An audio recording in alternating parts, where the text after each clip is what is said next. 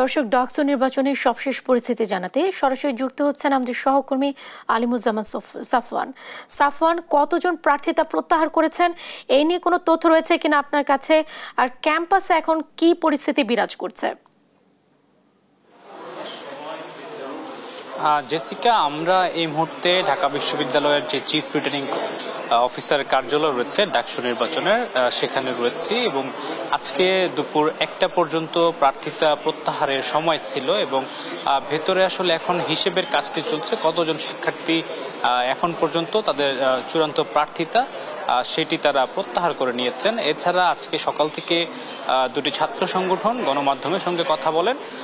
একটি DUCSU for change, অন্যটি ইসলামী ছাত্র শিবির সমর্থিত ঐক্যবদ্ধ শিক্ষার্থী জোট। তো দুপক্ষই কিন্তু বেশ কিছু পাল্টা অভিযোগ করেছে। তো ডাকসু ফর চেঞ্জের ভিপি প্রার্থী বিনিয়ামিন মোল্লা তিনি বলছেন যে ক্যাম্পাসে নানা ধরনের ব্যানার, ফেস্টুন এবং মিছিল মিটিংয়ের মাধ্যমে যে অভিযোগটি তিনি বরাবরই আসলে করে থাকেন, এর মাধ্যমে আচরণবিধির এখনো লঙ্ঘন করা হচ্ছে এবং এটি থেকে তারা কোনো প্রতিকার পাচ্ছেন না এবং এটি তিনি বলছেন এই কারণে তাদেরকে কোনো সুযোগ সুবিধা না দিয়ে নির্দিষ্ট কিছু দল এই সুযোগগুলো নিচ্ছে না। এরপরে আসলে আমরা দেখতে পেয়েছি যে বিশ্ববিদ্যালয়ের যে কার্জন হল রয়েছে সেখানে গিয়েছিল ঐক্যবদ্ধ শিক্ষার্থী জোটের যিনি ভিপি এজিএস এবং এজিএস প্রার্থীরা, তারা কিন্তু কার্জন হলে সায়েন্স ফ্যাকাল্টির শিক্ষার্থীদের সাথে কুশল বিনিময় করেছেন। তাদের সুযোগ সুবিধা কিন্তু তারা শুনতে চাইছেন বা অসুবিধার যেসব জায়গা রয়েছে সেখানে তাদেরকে আশ্বস্ত করেছেন যে সেখানে তারা যদি নির্বাচিত হতে পারেন সেখানে তারা কাজ করবেন এবং তারা আগামী ঢাকা বিশ্ববিদ্যালয় কেমন হবে সেই বিষয়ে কিন্তু শিক্ষার্থীদের কাছ থেকে কিন্তু মতামত নিয়েছেন। এরপরে কিন্তু তারা গণমাধ্যমের মুখোমুখি হন। সেখানে সাদেক কাইম তিনি জানান যে তাদের যেই চাওয়া আকাঙ্ক্ষা সেটি শিক্ষার্থীদের চাওয়ার বাইরে নয়, সেই শিক্ষার্থীদের চাওয়াকে নিয়েই তারা সামনের দিকে এগিয়ে যেতে চান।